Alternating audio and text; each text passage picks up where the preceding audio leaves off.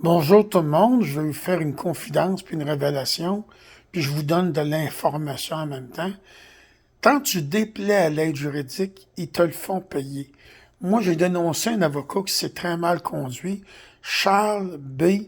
La Liberté, et la directrice de l'aide juridique de Charlebourg me le fait payer, ainsi que la directrice de l'aide juridique Centre-Ville.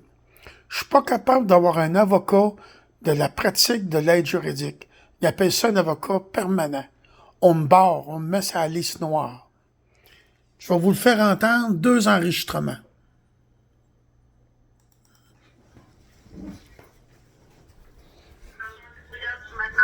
La directrice du bureau d'aide juridique Centre-Ville, vous allez bien? Oui, madame. Bon, M. Pouliot, c'est écrit votre message sur la boîte vocale. J'en fais suite. En effet, je peux vous ouvrir un nouveau dossier à partir de maintenant pour voir si les nouveaux barèmes depuis le 1er juin ont un impact sur votre municipalité. Oui.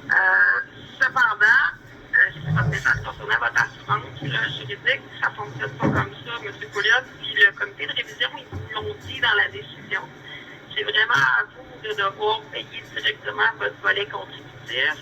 Et si vous avez une assurance juridique, ça sera à vous, suite au paiement, de se retourner vers votre assurance. Là. Nous, on ne peut pas faire la réclamation à votre assurance juridique si ça ne fonctionne pas comme ça. Là. Oui. Mais l'autre problème que j'ai, le principal problème, ça me prend un avocat permanent de l'aide juridique. Nous, malheureusement, monsieur, on ne pourra pas vous fournir un avocat permanent d'aide juridique ici, là, à Québec. Pourquoi? Ben, considérant les différents conflits et vos récriminations par rapport aux services que vous avez eu auprès des avocats permanents de l'aide juridique, moi, je vous le dis, là, si vous avez besoin, vous pouvez toujours appeler mon directeur général, Maître Daigle, mais je vous ai parlé ce matin. Puis, nous, on a l'obligation de vous émettre un mandat d'aide juridique. Oui, c'est vrai, c'est vrai. Ça, j'ai pas de problème. Cette obligation-là, vous avez bien raison. Également, comme je vous dis, là, qu'on vérifie avec les nouveaux barèmes actuels que vous êtes admissible. Ça va baisser ma demande. Ben, on verra. Je ne sais pas si ça va baisser. Là, on va faire l'exercice ensemble dans quelques minutes. Là, je vais le voir à l'informatique. Mais on n'a pas l'obligation de vous fournir. Parce que mon problème...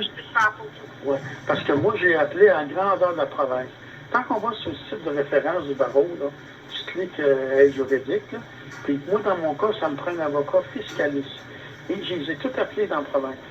Puis pour ce qui est une dénonciation que j'ai fait de l'aide juridique, je suis pas un méchant gars, mais je dénonce tant qu'il y a des abus. Ça, je suis dans mon droit de le faire. Charles B. La Liberté. Charles B. La Liberté, c'est très bien. Oui, oui. Laissez-moi compléter ma phrase, s'il vous plaît.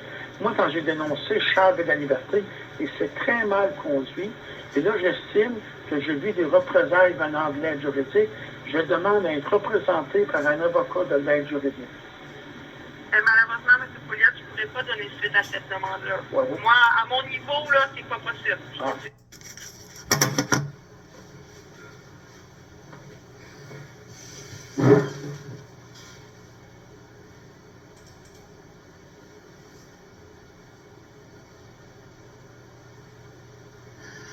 Le côté caché de l'aide juridique. Si moindrement tu leur déplais, ils te le font payer. C'est moi-même. Bonjour, M. Pouliot, Isabelle Gobin, je suis la directrice du bureau d'aide juridique de Charlebourg. Vous devez vous souvenir de moi? Très bien. Très bien. M. Pouliot, je vais vous demander de vous trouver un avocat en pratique privée. J'en trouve pas. Parce que nous, ici, on ne peut pas vous représenter, là. Mais non, c'est pas ce que vous pouvez pas, c'est pas ce que vous voulez pas, c'est pas pareil. Monsieur Pouliot, vous avez même fait des capsules sur YouTube contestant notre travail. Oui, c'est à cause que Charles B. La Liberté l'a des squelettes dans son placard. Puis vous, j'ai appris que c'est mieux d'être accompagné quand on va vous rencontrer.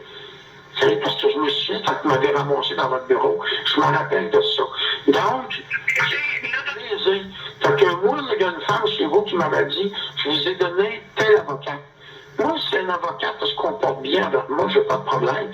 S'ils font des abus comme Charles B. La Liberté, ben, ça se peut qu'il y ait des problèmes, qu'ils agissent pas bien.